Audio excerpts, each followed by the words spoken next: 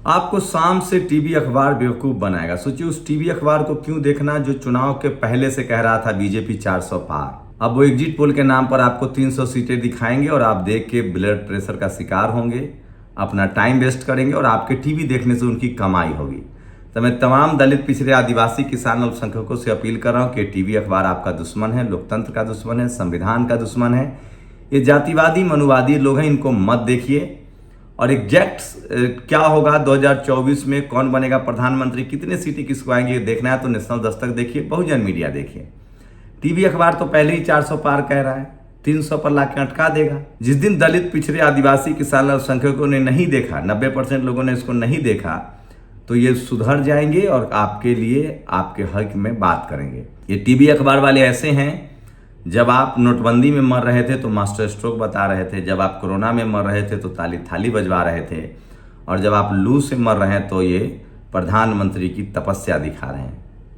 तो ये सरकार के साथ हैं, ये लोकतंत्र, संविधान और जनता के खिलाफ हैं, तो मत देखिए। नमस्कार, मैं शंभू कुमार सिंह और आप देख रहे हैं नेशनल दस्तक। वो तमाम खबरें जो आपके लिए आज जानना जरूरी है। सोचिए राजस्थान में आज भी जातिवाद का जहर किस कदर भरा हुआ है कि लोग, ये चिट्ठी देखिए, मानवाधिकार हनन को रोकने हेतु, मतलब लोग दलित, पिछड़े, किसान, अल्पसंख्यकों का दाल भारी नहीं काटना चाहते। तो इस तरह के जातिवाद के खिलाफ भी की असली वजह ये टीवी अखबार वाले हैं। ये कैंपेन चलाते जातिवाद के खिलाफ, तो ऐसा नहीं होता। लेकिन खुद जातिवादी लोग टीवी अखबार में है तो क्या होगा। बागेश्वर धाम प्रमुख धीरेन्द्र कृष्ण शास्त्री के छोटे भाई शालिग्राम द्वारा एक गरीब परिवार पर हमला किया गया। सोचिए इस बार तो ब्राह्मण परिवार पर ही हमला किया गया है। ये शख्स किस तरह से बेलगाम हो चुका है। पहले दलित परिवार पर इसने गाली गलौज की थी और अब ये ब्राह्मण परिवार को मारता है।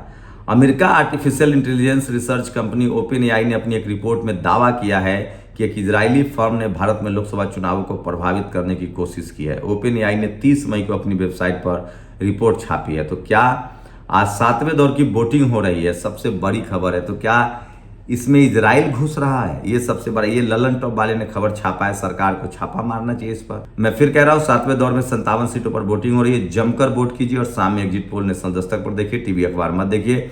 वो तो पहले ही दिखा रहे थे 400 पार, अब 300 दिखाएंगे। और बागेश्वर धाम के पीठाधीश्वर धीरेन्द्र शास्त्री के भाई शालिग्राम गर्ग का आतंक, अपने साथियों के साथ जीतू तिवारी के घर पर हमला किया, पूरे परिवार को पीटा। वीडियो वायरल है, हम तस्वीरें नहीं दिखा सकते क्योंकि बहुत ही हिंसक है, तस्वीरें हैं खून में। तो सोचिए वो पहले बच गया था। जब सत्ता किसी को बचाती है तो वो आदमी कितना खूंखार हो जाता है। गाजीपुर लोकसभा के जखनिया विधानसभा बूथ पर सोचिए आज भी बीजेपी का प्रचार जारी है। तो चुनाव आयोग सबसे ज्यादा कटघरे में खड़ा है। अब चुनाव आयोग की विश्वसनीयता का ग्राफ कितना नीचे आ जाएगा आपको पता होगा। और बीजेपी को सबसे ज्यादा नुकसान इन राज्यों में हो रहा है। आंकड़े नंबर वाइज है, न कि परसेंटेज वाइज। उत्तर प्रदेश, बिहार, कर्नाटक, राजस्थान, हरियाणा, झारखंड, इन राज्यों में बीजेपी को सबसे ज्यादा नुकसान होने वाला है। यही वो राज्य हैं जो बीजेपी को सत्ता से बाहर निकाल रहे हैं। ये बिल्कुल सच है। 100% बीजेपी को करना होगा, जो कि संभव नहीं है। शाम में 6 बजे एक सीट का आंकड़ा देखिएगा। टीवी अखबार मत देखिए, नहीं तो बीपी हाई हो जाएगा, ब्लड प्रेशर हो जाएगा। और सबसे दुखद खबर है, ये तस्वीर देख लीजिए। ये दलित समाज के युवा थे जिनकी हत्या, आपको चेहरा याद है, एससी समुदाय का युवा नेता संपत राज ने आंध्र प्रदेश में भारत जोड़ो यात्रा के दौरान आपकी बहुत मदद की थी। वह एनएसवाई के राष्ट्रीय सचिव थे और हाई कोर्ट में प्रैक्टिस शुरू की थी। कल संपत राज की हत्या कर दी गई। वह पुलिस से सुरक्षा की मांग कर रहे थे। तो सोचिए अगर आप दलित, पिछड़े, किसान, आदिवासी, अल्पसंख्यक हैं तो आप किसी भी पार्टी में हो ना, आप चुनाव लड़ पाते हैं और आपकी हत्या भी कर दी जाती है। गर्मी से जब प्रधानमंत्री कैमरा लेकर तपस्या कर रहे हैं आपके, तो गर्मी से उत्तर प्रदेश में 166 लोगों की मौत हो गई है। उत्तर प्रदेश में, बिहार में भी यही लगभग आंकड़ा है। चुनाव अधिकारियों की मौत हो रही है। चुनाव में, चुनाव प्रचार में जो लोग जा रहे हैं वो, उनकी भी मौत हो रही है। मिर्जापुर में भी मौत हुई है। ये सबसे दुखद खबर है। और सोचिए ये चुनाव आयोग की जिम्मेदारी थी। तो सबसे बड़ी, और बीएचयू वाराणसी में मनुस्मृति लागू, विदेशी ब्राह्मण कभी सुधरने वाले नहीं है। मनुस्मृति या काला कानून मौर्य राज बृहदरथ मौर्य की हत्या करने के बाद 185 में मनु संहिता लिखी गई थी। सोचिए डॉक्टर बिलास खरात ने मनुवादियों पर हमला किया है और कहा है, सोचिए बीएचयू में मनुस्मृति की पढ़ाई होगी। ये मैं नहीं कह रहा हूँ, बिलास खरात ने ट्वीट किया है, जो मैंने आपको पढ़ के बताया। और अगर ये सच नहीं है तो इन पर कार्रवाई हो। और आंध्र प्रदेश के धर्मावरम में एनएसवाई के राष्ट्रीय महासचिव, दलित समाज के युवा नेता की हत्या कर दी गई है। ये फिर से रोहित वेमुला की याद दिलाता है। तो सोचिए आज भी इस देश में जातिवाद किस तरह से हावी है। अखिलेश यादव ने कहा है कि प्रिय कार्यकर्ताओं, आप बिल्कुल एग्जिट पोल टीवी अखबार ना देखें, कांग्रेस तो उसमें भाग भी नहीं ले रही है, और आप लोग चुनाव काउंटिंग में डटे रहें कि कोई गड़बड़ी ना करे। टीवी आपको 300 पार जीत दिखाएगा, और ताकि आप मैदान छोड़ देंगे और बेईमानी कर ली जाएगी। लोको पायलट इस हाल में ट्रेन चला रहे हैं, भट्टी की तरफ तप रहे रेल इंजन, 50 डिग्री तापमान में 30 घंटे तक चला रहे ट्रेन चालक। तो ये सब वो खबरें हैं जो इस देश को अगर दिखाया जाता तो कार्रवाई होती, सरकार संजीदा होती और काम होता। जनवरी में खबर आई थी कि यूपी में काबर मार्ग बनाने के लिए 1 लाख से ज़्यादा पेड़ काटने की मंजूरी दी गई।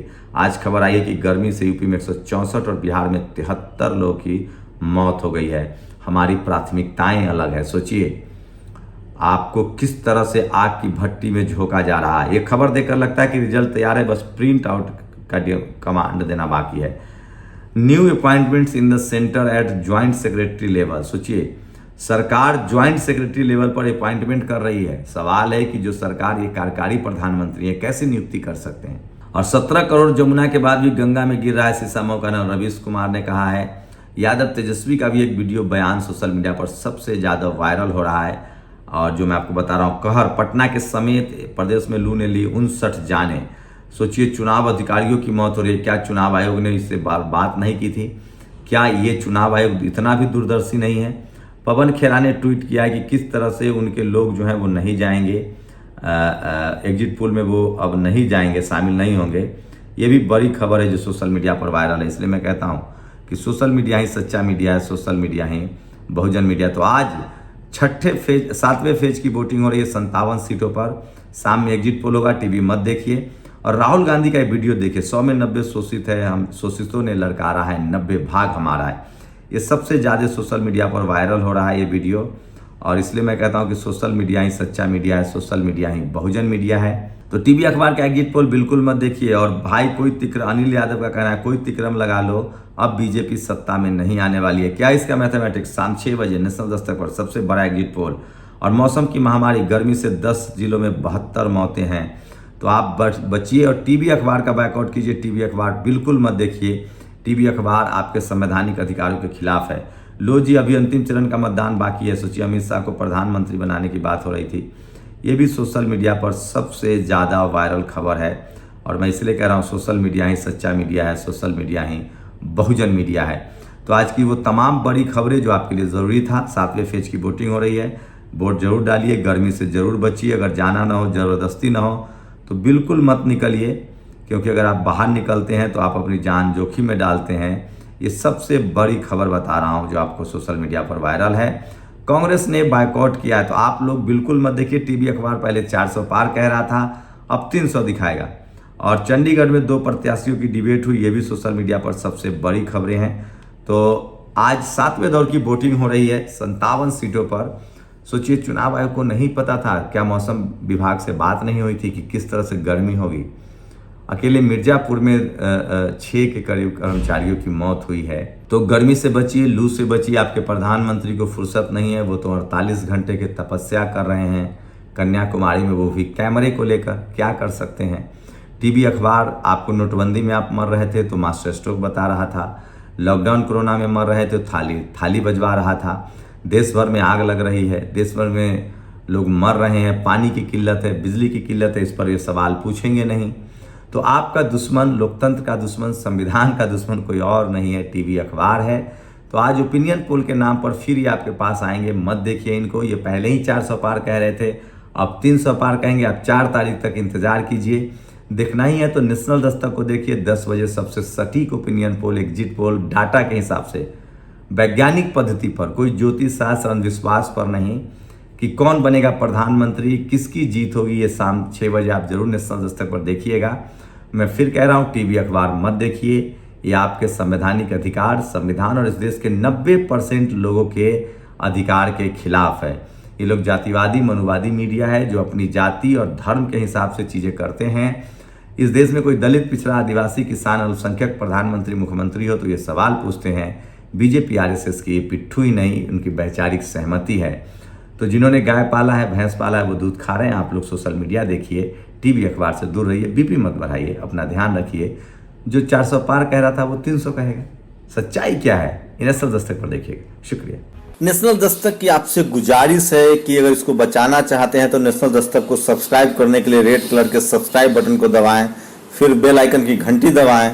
नेशनल दस्तक को बचाने के लिए बहुत जरूरी है कि हर खबर को शेयर करें, लाइक करें, कमेंट जरूर करें।